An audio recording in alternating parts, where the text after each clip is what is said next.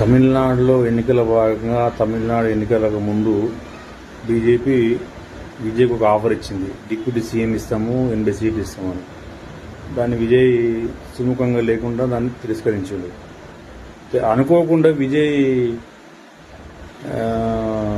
అత్యధికంగా 107 సీట్లు గెలవడం, విజయ్కి అతిపెద్ద పార్టీగా చెన్నైలో రావడం, విజయ్ సీఎంగా ప్రమాణ స్వీకారం చేయాల్సి ఉండగా అదే బీజేపీకి ఒకే ఒక్క సీటు, కేవలం ఒకే ఒక్క సీటు రావడంతో మరి బీజేపీ జీర్ణించుకోలేకపోయిందా ఏమో తెలియదు. కానీ